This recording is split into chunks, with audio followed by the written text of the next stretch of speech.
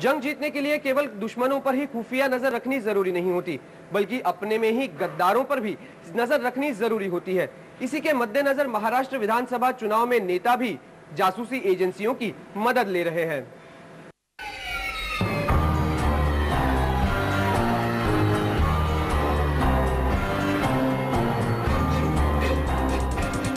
यह है निजी जासूस उत्पल चौधरी, जो इन दिनों काफी व्यस्त हैं।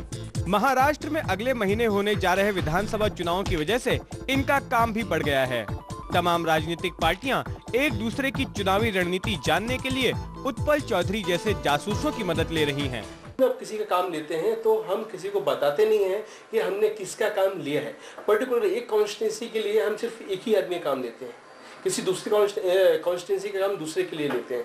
एक ही लेंगे, दूसरे को मना कर देते हैं, हम काम नहीं लेंगे। कांग्रेस हो या एनसीपी, शिवसेना हो या बीजेपी, सभी पार्टियां निजी जासूसी एजेंसियों की मदद ले रही हैं। इनकी मदद लेने का मकसद न केवल दुश्मन पर नजर रखना है, बल्कि अपनी ही पार्टी में छुपे भेदियों का पता लगाना भी है।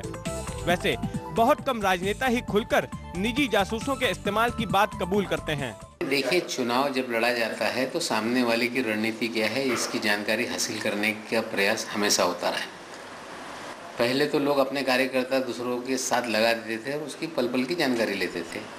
अब जिस तरह से आधुनिक युग आ रहा है तो मुझे लगता है कि लोगों ने कुछ ऑन हायर बेसिस पे इस तरह का काम लोगों को सौंपा होगा। राजनीतिक पार्टियों से खुफिया जानकारी हासिल कर पाना इतना आसान नहीं है। इसके लिए ये निजी जासूस कई पैंतरे अपनाते हैं।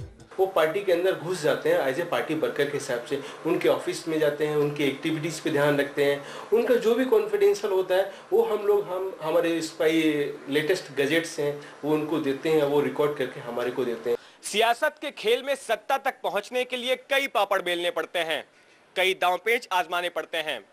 ऐसे में प्राइवेट डिटेक्टिव एजेंसियां भी इस खेल का एक अहम हिस्सा बनते जा रही हैं। Jitendra Dixit, star news, Mumbai.